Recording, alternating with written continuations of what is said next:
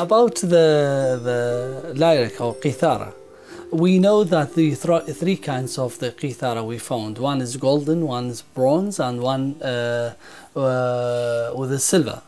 So do you think there is some thought that saying the normal or the ordinary people, they had a qithara but is from wooden? But what this is kind of qithara, is metal qithara, have been founded with the maybe with the prince or the king or the queen or the thing. Do you think there is a lot of kind of qithara in the time of the Sumerian and have been made from different materials? It appears that what you call qithara, which is the Greek word for it. Okay, yeah. So we can say qithara if you want. Okay, We are not yet sure about the Sumerian word for it. Okay. So I'm not going to give you any word for it. All we say it's a lyre or it's a qithara, that's good enough. Now, the fabrication of them, it is obvious that the soundboard was mainly made of raw hide, raw leather, because it's a material which hardens with the sun, and when it's dry, will never suffer from any splits in it, and will be the ideal material to transmit the sound of the strings to the instrument.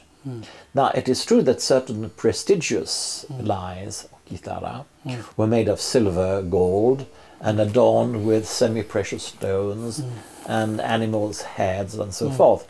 But mainly from the evidence that we have on seals and other forms of depictions on bas-reliefs or whatever, it appears that the lyre was mainly used for the temple. For the temple. So it was an instrument which was used by musicians at the court of kings for the worship of the numerous gods. You mean religious music? Yes, mainly we think. And we doubt very much that Mr. Ahmed whatever would simply decide to have one of these large instruments, because it would have been very expensive to build. And very expensive to maintain. It is only later in the second millennium that we find smaller lyres which were affordable for the general public. But the big lyres of about 2600, 3000 BC were very big and very expensively made, and these were definitely not made for the general public. اوكي. سؤالي الاخر، ما هي اول الاثار الموسيقيه عن آلة العود والى اي سنه تعود؟ The first, I believe, because there's some controversy there. Okay. I believe that the oldest representation of what we call oud would have been about 3,200 years BC. Okay. And it was represented on a seal impression and its cylinder that we have currently at the British Museum, which was acquired by my good colleague and friend Dr. Dominique Collomb in the 80s, on which there's a boat, and at the back of the boat there is a lady sitting, and she, we believe, played what was a small lute, but some believe it was an oar, a paddle, rather than it was a lute. My hypothesis is when you have a paddle, you hold it firmly like this, and when it's a lute, you have more this position. Yeah, maybe you open your fingers a little bit to make them ready to play by the fingers. Exactly. This is why I believe that it's a oud rather than a paddle. Okay.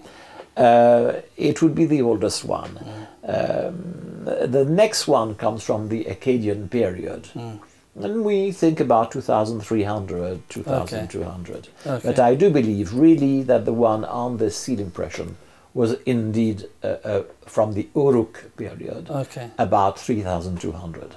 That means now, under this fact, we have to change the last information. We know that about 235 years or 3,350. We have to change it now. That means now we have to say 3,200 BC. Yes, and there is something which is much more important than all this with the discovery of the lute. As you know well, being a distinguished oud player, that when you have a lute or an oud, the strings one string will make different sounds. Okay.